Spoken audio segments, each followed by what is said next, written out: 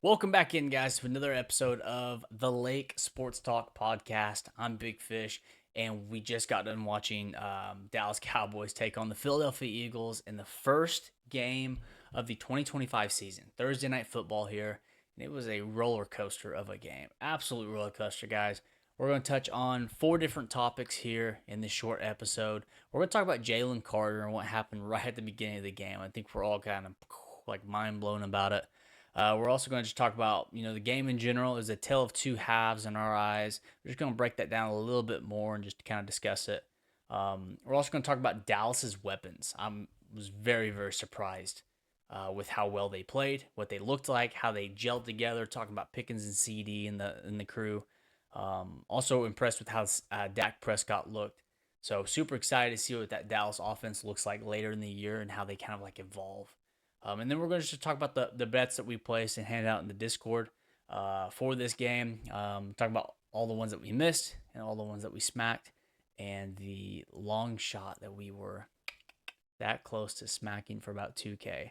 Anyways, guys, if you like this video, be sure to give us a thumbs up and subscribe to the channel if you want to see more content like this. So appreciate y'all, guys, and let's get to it.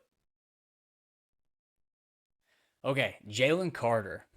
Guys, when this first happened, I had no idea like what was going on. All right, old ball and chain was on the couch next to us. She was talking during it.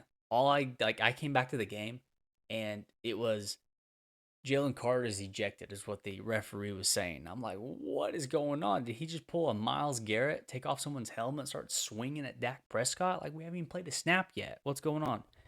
And then they showed the replay, and he spit a big old loogie, a big old hawker right there on Dak Prescott. I'm pretty sure it went down like in the chest plate of Dak, by the way. But like the first thing, my dad texts me when that happens, and he's like, "That's nasty as f." And I'm sitting there thinking, like, you know what? That is pretty freaking disgusting to spit a loogie on somebody. Like 2 feet away from him, right there in front of a ref. Like, forget football, forget rules, forget respect, and like integrity and all that crap. That's just flat out disgusting. Like, first and foremost, disgusting. So I'm glad they booted him out. I don't want to see that.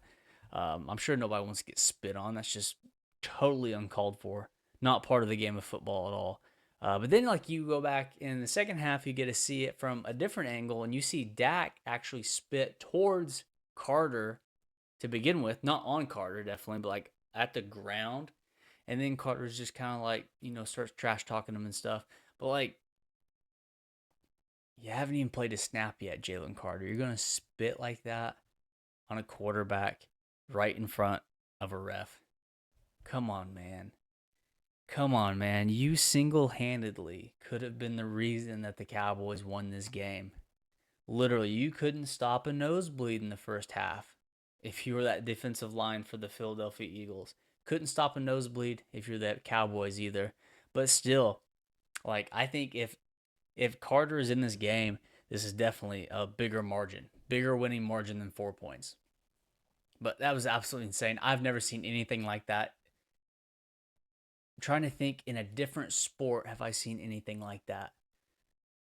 Basketball, Malice in the Palace, but that's like a totally different thing. I'm just thinking of that because the beer, like in NBA, like when people walk off the court, sometimes fans will throw like beer on them. But this is like a fan player interaction where Jalen Carter was like a player on player.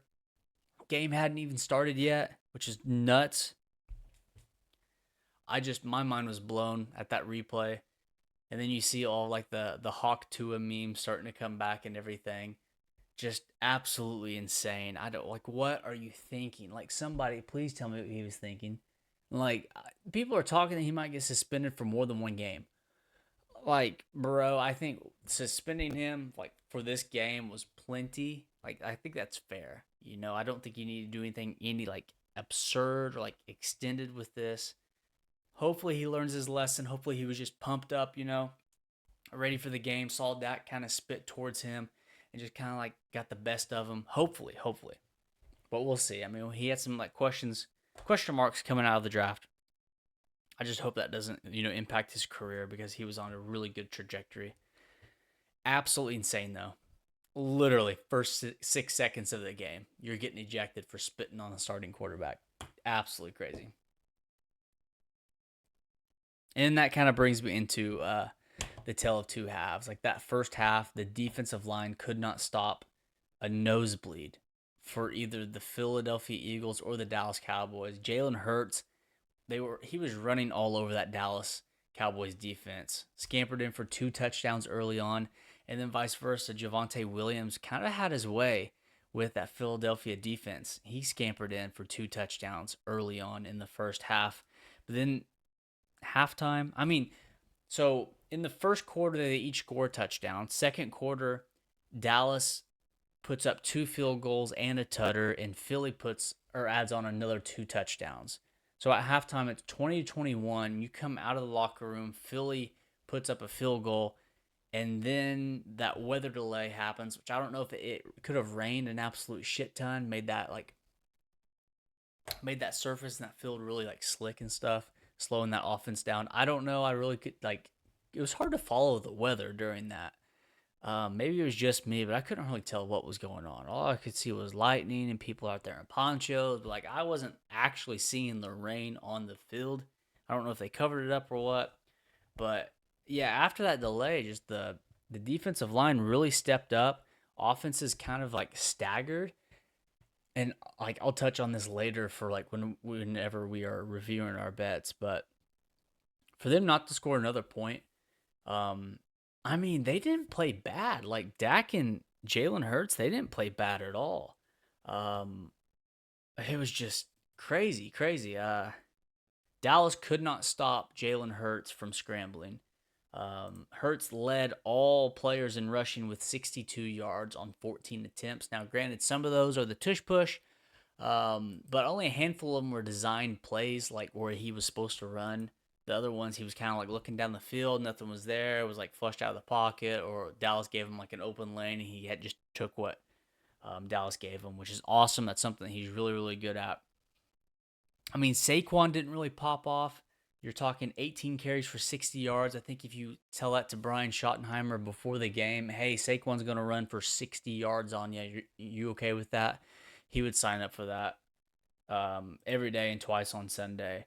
Javonte Williams had a decent game, 15 touches for 54 yards. He actually had a little bit more pep in the step than I thought. And then we'll also talk on that big Miles Sanders run. But honestly, like, man, if Sanders doesn't get caught from behind on that long run and walks in for the touchdown, if he doesn't fumble like one or two plays after that, or if CD Lamb actually can come down with those catches that he usually makes late in the game, man, we might be talking about a whole different story here.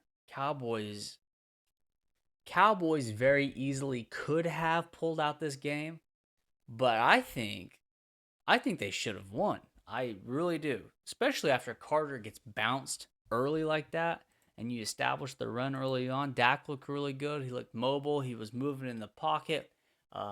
His throws looked good. CD could not come down with those there late in the game. George Pickens stepped up.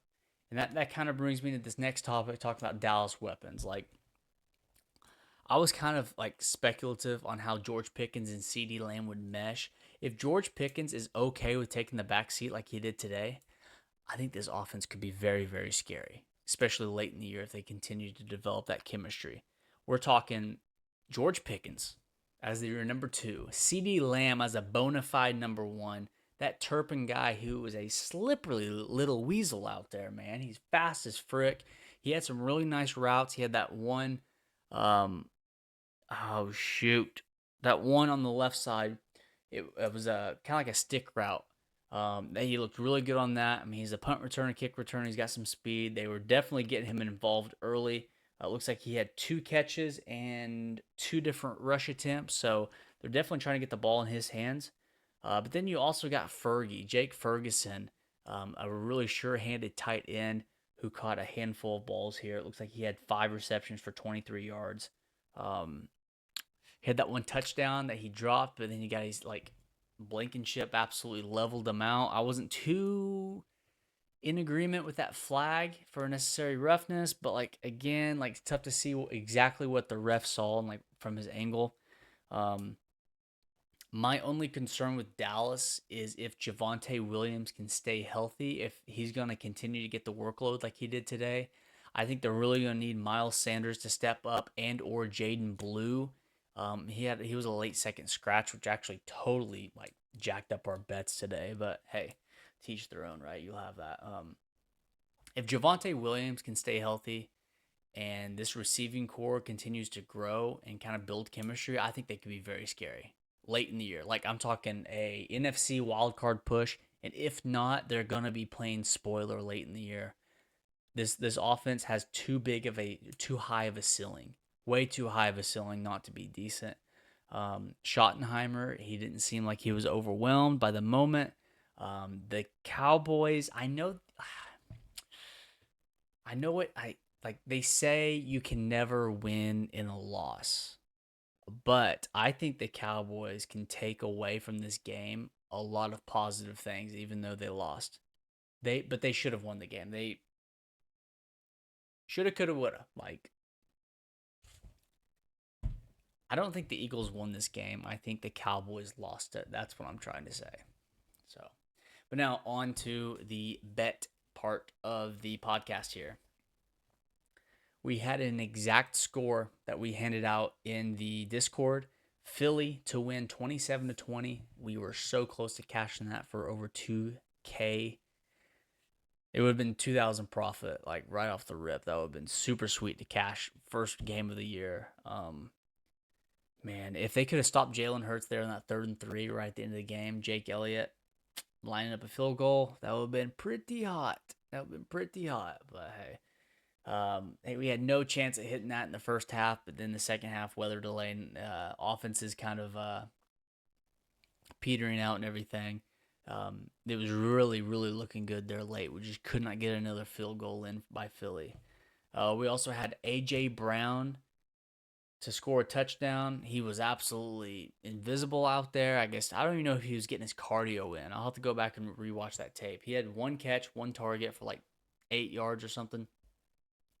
But I'm anxious to see if it was something Dallas was doing. Maybe they were shading a safety over top of him the whole game, or if it was a combination of pressure flushing Jalen Hurts out of the pocket, or if like Jalen just wasn't making it to him before looking to run. I don't know if A.J. Brown was ever his first read. You would think he would have been, but I don't know. Maybe he just wasn't open.